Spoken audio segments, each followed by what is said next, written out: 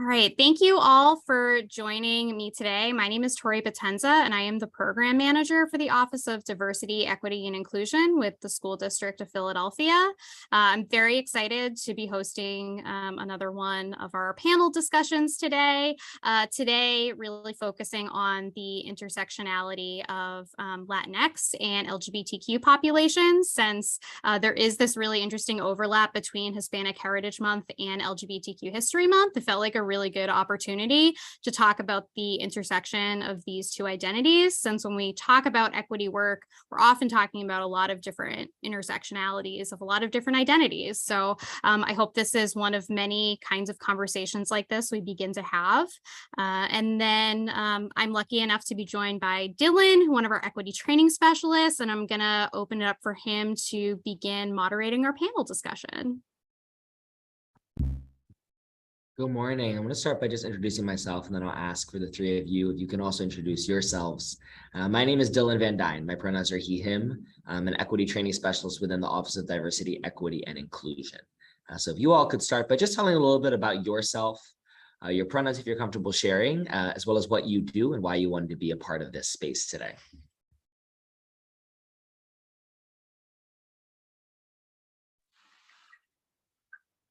Do y'all ladies want to go first? I don't want to. Well, I thought he was going to call on us. Whoever would like to step in first. Okay, I start. So thank you for inviting us. I come representing the Mexican Cultural Center. It's an organization that it has been in Philly for more than 20 years. Also, I am an assistant professor at Drexel University, and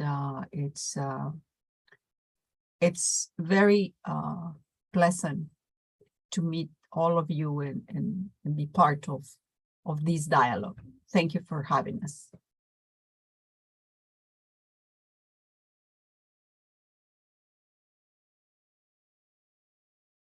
I can go next. Hi, everyone. My name is Kim Cardenas. My pronouns are she, they. I'm currently a PhD candidate at the University of Pennsylvania, where I study issues that impact LGBTQ Latinx activists and LGBTQ Black activists in the US. And I am here today to be part of this conversation that needs to take place more, and so that we can really get into the nuances of what it means to live at the intersection of multiple identities.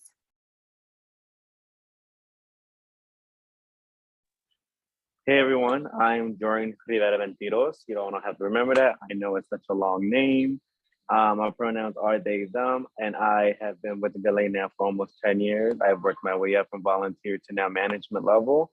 And right now I currently stand as the prevention education manager. So I pretty much do anywhere, anything under the sun, from linkage to care, and also teach anywhere ages 8 to up around cultural competency, trans competency, gender 101, sexuality, gender, and just pretty much teach the basics, the nuances, and then how to really apply into the real world, and how do we apply to ourselves too, and be better, gentle persons about ourselves and who we care about.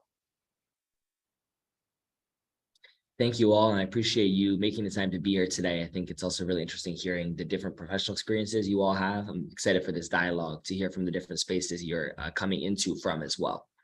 I want to start by just thinking about the intersection, to Kim's point of what does it mean to live at the intersection of these two identities. So I'd love to hear from each of you, how does the intersection of your racial and sexual orientation identities impact your lived experience as well as your professional experience?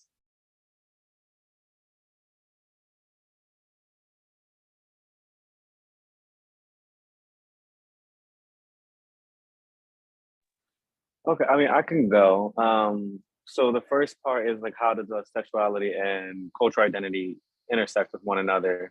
It was really honestly one of the hardest intersections I had to navigate in my young queer life when I came out at a young age.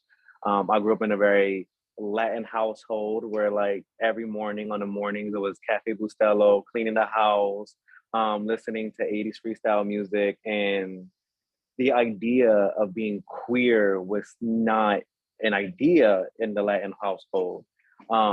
being a man, being born as a male, I was already rooted in the, we got to be prideful, we have to be machismo, we have to do this, we have to do that, and you know, it's the men who take care of the women, it's the men who go out and get the bread, it's this and that and a third, and you know, men and boys don't cry, you know what I mean? Boys do sports, and it was very straight line, and just the idea of like, you know, coming out and, you know, one of my parents telling me, oh, they're never going to have that white picket fence that they dreamed of, and they're never going to have proper grandkids, and, you know, facing that intersectionality at such a young age, it questioned if I was able to uplift both identities at the same time. It's almost facing like, how do I fit my non-binary into my life at the same time? How do I balance the masculine and feminine of myself? It's like, how do I balance being so culturally divine in my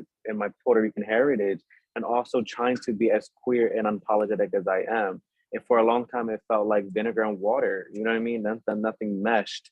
You know what I mean? And it honestly took, you know, faith in myself to know where I stand, but also faith in myself to know this is not going to happen. I got to take this leap of faith to walk my faith alone, but just know that I am still rooted. I'm still Puerto Rican at the end of the day. My blood still runs Taino. You know what I mean? I'm still Rivera Veintidos at the end of the day. Nothing has changed my texture of my skin, the Taino coat, the kink in my beard. You know, I'm bald headed. It's a very cultural thing. You know, that never stopped me and never changed me as I still presented myself queer. I just had to face the fact that people in my life who are so culturally rooted, I had to understand, like, let me take a step back to learn more about myself, and then I can come forward and teach you who I am. And maybe we can have a different conversation, if that makes a lot of sense. Thank you so much. I appreciate you sharing that. Absolutely. I would like to continue. My pronouns are she, her. And what listening to Jorian, it just reminds me of I grew up in Mexico, right? And I always, but of course, if you are at the studying at the university, you are exposed to more things. So I never at that point, I mean, I'm talking about the 80s, it was, I never thought anything out of, well, they have a different orientation. What? But outside our restricted walls, you could see society having rejection. However, I think that people are more open now. And I reading about the younger generation, interacting with younger generation, just being, just participating at the events that we organize, is just so much joy that it seems that we don't, I hope, because I can only talk to for what I observe, is that people are less rooted, as you said, Jorian, in those ways. But the younger one, they are like, and my nieces and nephews, they're in their 20s, right? They go like, sometimes having a conversation, and what do you think? And I said, it's like having green eyes or black eyes. It's just, that's how people are. They said, you know, that's so cool, because sometimes, and especially that gap between 20s and older, sometimes they feel like, oh, they want to impose. But I think, and that's as an outsider, as just observing, not living the challenges that can be faced. But I think that there's more acceptance, more understanding that it's just people are different. They are tall and short. You know, it's another characteristic. So, but that's my very subjective appreciation from what I have seen. Thank you for sharing, Jorian. Thank you very much. Thank you. If I may jump in to the question, just to go off of what Jorian and Maria said, really for me, to be at the intersection of both means to confront homophobia in the communities that, in the Latino community, and confronting ideas about gender normativity. And it means confronting racism in the LGBTQ community. It means confronting those two forces at the same time. And that can be very tiring, especially in the professional sense, because in the professional world, right, we are representing multiple communities at the same time, especially if we are out. So it can be tiring to show up as minorities of both and to represent them well. And so, but I don't think that we have to make a choice. I think we are complete people as belonging to both communities. But I do think that it's a challenge and we can't do it alone. It's a community effort to address these systems of oppression that affect us stemming from both communities. Mhm. Thank you to each of you for sharing. I think I've already heard parts of what are the challenges that come up with being LGBTQ identifying within the Latinx community, and then also being Latinx community identifying within the LGBTQ community. Jorian, I heard you share some of your personal experiences as well. I wonder if we can stay there for a second, and I want to just frame right now. First, I'm going to ask about challenges, and then I'm going to ask about joy, because I know that both are present when we think about living at the intersections. So if we could start, in addition to what you've already shared, what are some of the challenges of being Latinx identifying within the LGBTQ community, and then also being LGBTQ identifying within the Latinx community? And then how have you dealt with some of those challenges?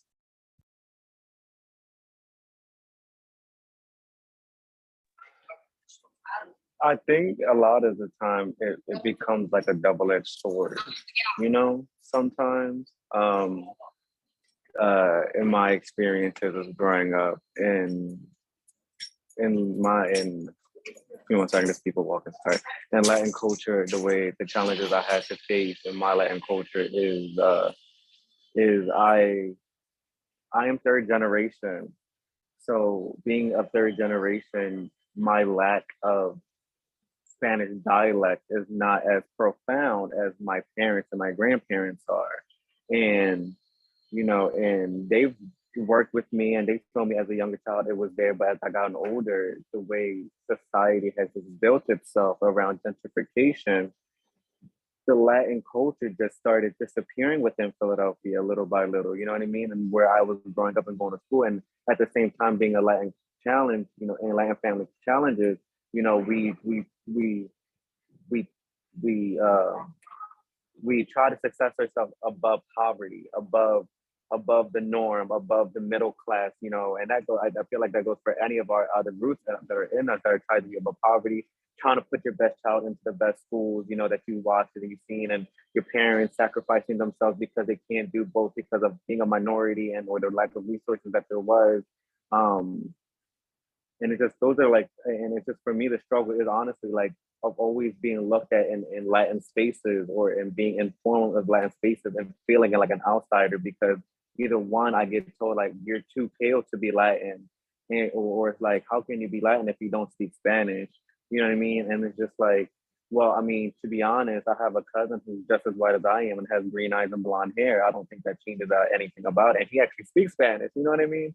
And it's just like, that doesn't change anything. I have a mother who's caramel complexion, my dad, my grandfather, who is darker than caramel complexion. They're both Latin. So I don't know why every time I'm in spaces, my skin complexion of who I am it's filtered out of, oh, you're not Puerto Rican because you don't speak Spanish. But then when I talk about my culture and my history and my narrative, then all of a sudden I'm a best friend to you because I get the references or I get the culture or I get this and the third. And I feel like that's sometimes with being in the LGBT community, if you're not sustaining a certain way or a certain norm or a certain level in the LGBT community, because we all in the LGBT community, everyone gets judged. And I just feel like, you know, if you're not upholding or pertaining a certain look or an item or culture, then are you really gay? Are you really part of the LGBT culture? Or are you an accomplice or are you an ally? And it's just like, why do I have to label one myself and identify all these labels before I can just give you my own experience? You know what I mean? And And to answer that real quick, those are the challenges, but the joy that comes with all those challenges is my family, is my love, is the laughter in between the cries. It's the unexpected surprises that come in between. It's the oh my God, we're having dinner tonight at a fancy restaurant. It's the littlest thing that come. And even in LGBT culture, it's the little things, it's the thriving, it's the pronoun changes that brings the joy. It's the I'm starting hormone that changes. It's the I finally came out to the person, or I finally told the person I got a crush on them. And those are the joys that I see in between all those challenges, because nothing's going to stop us from trying to do what we have to do. Like Kim and Maria has said, we have to thrive to live ourselves and thrive to live who we authentically want to be at the end of the day. Thank you, Jorian, for sharing both the challenges and also the joy.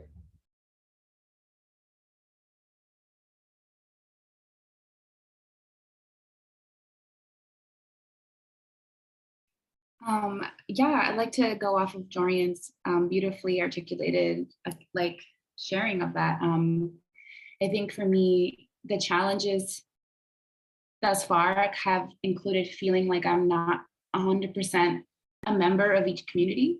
It can feel like I'm a partial member of Latino community because I have this other identity that many would look down upon, and then being a person of color in the LGBTQ community, it can feel like I don't know all the references of queer culture, or there's also like issues of being like of fetishization in a community. Like all of these things exist and they're real. And so what does it mean to be a whole person? And I think with regards to joy, I think being a member of both communities, you really get a unique perspective that allows you to lean more into, sense of humor, more into art, more into expression of self, because you have this unique perspective that, and if you find other friends who can identify, that feeling is unlike any other, right? You can have the same references and talk about the same artists. And I think that for me, the joy comes from that. It's a radical joy because many like the politics in the US are such that, there's attacks on trans people right now. There's attacks on queer people of color. So to be alive, to be in communion with your friends, that's radical. That's joy. So that's what I would add to that. I have friends who identify with that they are both Latinx and LGBTQ community. They are part of that, and when talking about they never talk about any challenge. They talk about when they came out, how the family was the big factor that this is a generation like older generation, right? How they felt rejection and they were rejected. But as you said, Kim, they have so much joy. I mean, they are friends, they're good friends. And I don't know if anybody thinks of when interacted with somebody else, well, this person belongs to this group, and it seems so. It does happen, of course, me being a Latina, it happens sometimes that there's like, well, I'm Latina, but I want to emphasize what I have experienced with my friends that belong to the community, that they have so much joy, and they are just being themselves. They're just, sharing their knowledge, their likes for art. So yeah, I have seen that because I have communicated, and I have good friends in that community.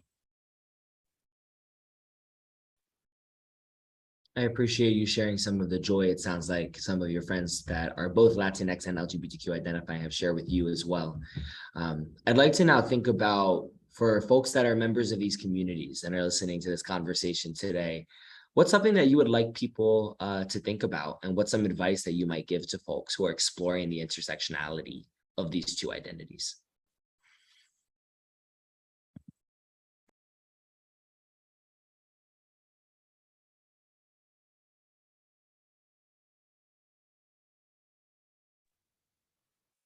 To anyone listening or trying to just figure themselves out in between this intersectionality, I would say honestly, stand in the middle and just scream as loud as you can, as loud as you want, in the most unapologetic way you want, dress up the best way you want, and live the way that you want to. Because, you know, growing up, I do come from like middle child syndrome in every aspect of my life, from family to in between generations and stuff like that. And I've definitely learned from my elders and from my cultures and stuff like that. And it's like, honestly, what we've talked about today, like, people are going to talk, people are going to judge, people are going to say something, regardless if it's the person you live right next door to, you know what I mean? Or in the same household, we're all going to say something. But what truly stands is who you are inside, mentally and like spiritually, and like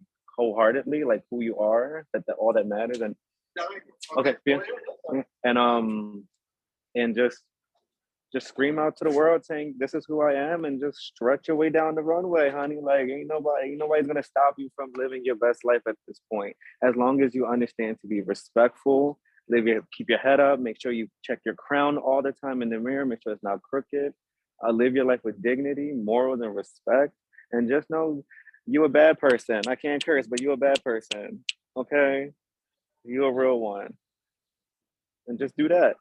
And if you ever need support, my name is Jorian, and you can find me in Philadelphia. I'm either at home playing video games or watching anime, playing with my dogs, or at work.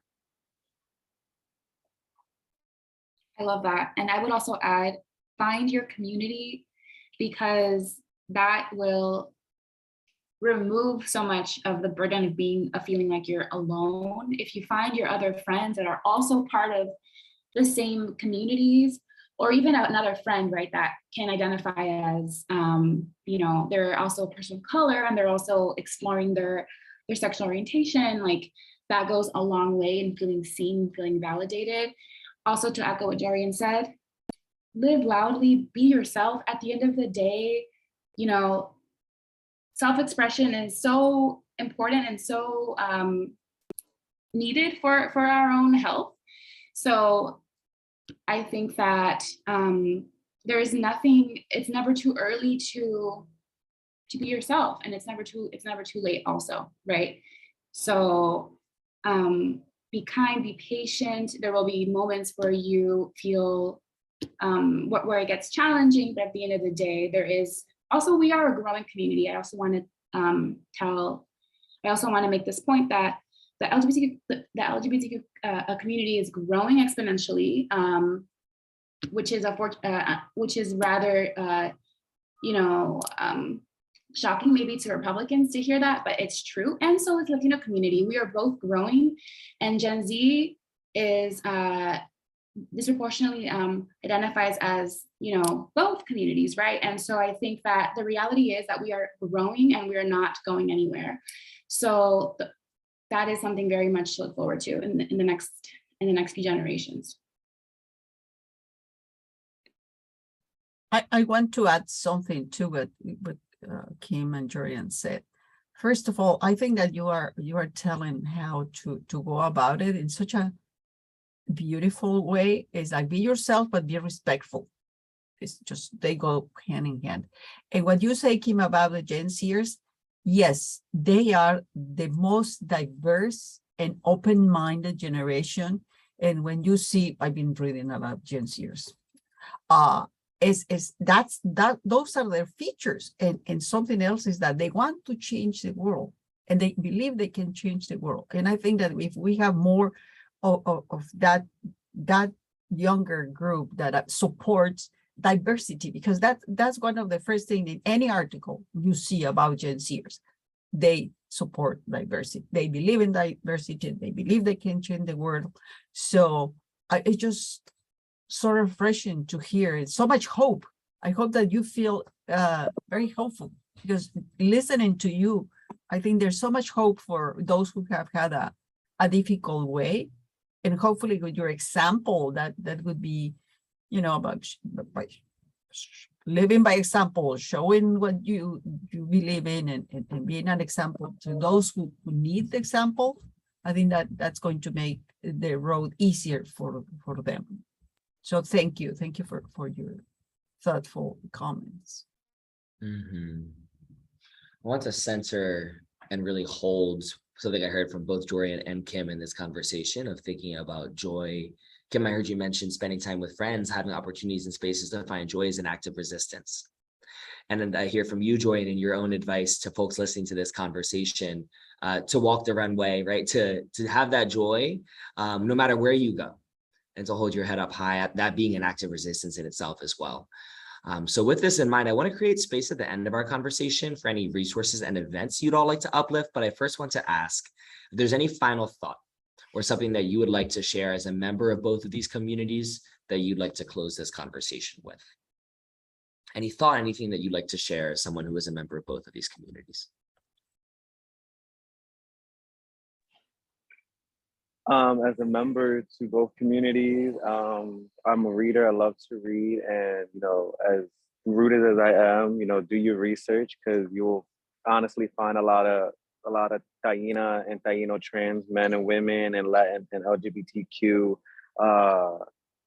Latinas and Latinos in the world who lived in our island, who lived all over the world, who've done the work, and and you'll see that they live their lives just like we did. You know what I mean? And there's either thriving in history and thriving in real life, or but just remember to do your history, give your flowers to those who paved the way for us, and give your flowers to those who are still here today, because they've also helped us. Like Kim said, those are the friends that helped you. Those are the friends that are help guiding you. So let's all give our flowers and just, we're all here. And as far as any events, anybody over 21, there is a happy hour at Cockatoo in Philadelphia. It's in the neighborhood.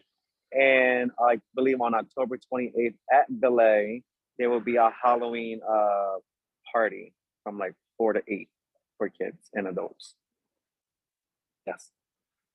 Thank you. Yeah, I'd like to jump in to what Jorian said about reading and educating yourself. It's so important to know that the more you read, the more you realize that you're not the first person to live at these intersections, that there's a lineage of creatives, of politicians, of creatives, of all kinds of people that have lived before us, that have lived these identities, right? And we are part of that lineage.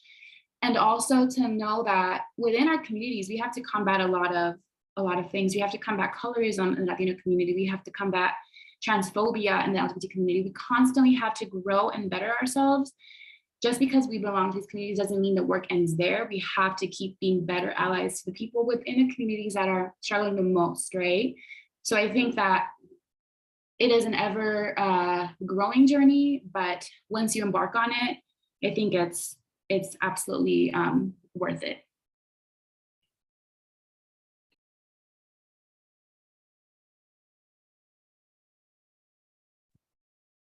Thank you both. And I just want to create space at the end of this conversation. Any resources and events that you'd like to promote, we're going to share these in our next event description coming out on YouTube and in our newsletter as well. So any resources and events that you'd like to promote from your own communities and lines of work? Yeah, so I'm so sorry to interrupt.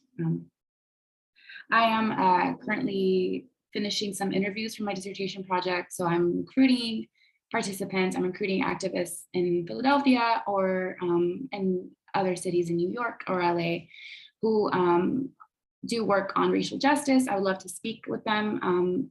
I have sent a link to the poster to sign up for anyone that's interested. There is a compensation for participating, and it would greatly help me advance the project. So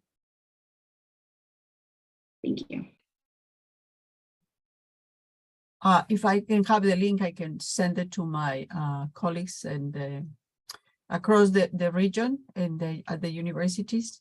So maybe they can, see who might be interested, just to spread the information. And we have, Mexican Cultural Center promotes the culture in the Delaware Valley, Mexican culture. We welcome everybody. And we have Day of the Dead has taken so much importance in the last couple of years, you see that absolutely every single entity seems to be celebrating that. So we have two events coming up tomorrow at the Love Park at 5 o'clock. Hopefully, it will not rain. That's the opening of the altar, and it was a product of a contest in which several participated, and is the work of art of a community group. So it's going to be there until November 4th. And there's going to be some music, there's going to be some food, you have to buy the food, but some music. And then at the Museum of Penn, Anthropology, the end of the month, the Saturday, it's another Day of the Dead. And for that, there is a contest of altar also. So it's just, we strive to work with the community. So if you happen to be around Love Park and Penn, for Kim should be free to enter because it's expensive. Come and join us. We'll be there. It will be very nice to see you. Introduce you to my colleagues at the Mexican Cultural Center. And of course, Dylan and Tori are welcome to come. Thank you.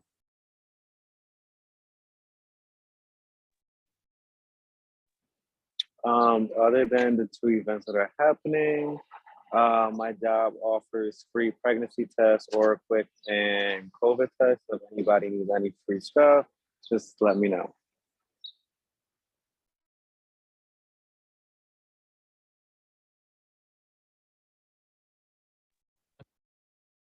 Awesome. Well, thank you all so much. Thank you, Dylan, for moderating. You were wonderful. Of course, as a facilitator, I knew you'd be wonderful. And thank you to our panelists. I really appreciate all of your perspectives. And I think you all touched on some really important themes, especially thinking about how to celebrate these 2 months and just thinking about, the history and how, the more people that are out there living authentically, the more they're paving the road for future generations and making it that much easier. So those are really important themes to touch on.